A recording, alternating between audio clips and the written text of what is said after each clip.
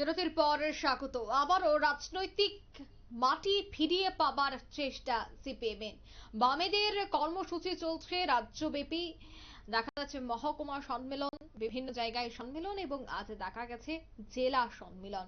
এই সম্মেলনের মাধ্যমে সংগঠনকে মজবুত করতে, পুরনো হাল ফিরে পেতে এই কর্মসূচি জারি রাখছে বলেই মনে করছে রাজনৈতিক বিশ্লেষকরা। আজ ভানুঘোষ স্মৃতি ভবনে এই সিপিএম পশ্চিম ত্রিপুরা জেলা সম্মেলনের আয়োজন করা হয়েছে, যেখানে প্রাক্তন মুখ্যমন্ত্রী মানিক সরকার থেকে শুরু করে বাম নেতৃত্বরা উপস্থিত ছিলেন।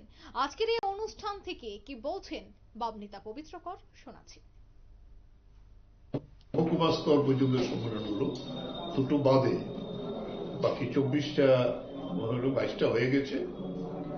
জেলা সম্মেলনের প্রক্রিয়া শুরু হয়েছে, খোয়াই প্রথম হয়েছে, এখন এর পরে এই পশ্চিম জেলা, এবং আগামী ডিসেম্বর মাসের মধ্যে আমাদের জেলা সম্মেলনগুলো শেষ হবে। আমাদের শাখা সম্মেলন, যেটাকে ব্রাঞ্চ আমরা বলি, লোকাল সম্মেলন পেরে মহকুমা সম্মেলন, জেলা সম্মেলন, এরপরে আগামী 29, 30, 31 জানুয়ারি আগরতলা টাউন হয়ে আমরা আমাদের রাজ্য সম্মেলন, 24তম রাজ্য সম্মেলন করার সিদ্ধান্ত নিয়েছি। এইটা প্রতি 3 বছর পর পর এই সম্মেলন হয়, এবং সম্মেলনগুলি থেকে আমাদের কমিটি নির্বাচিত হয় এবং কমিটির কর্মকর্তা নির্বাচন। এটা আমাদের প্রসেস।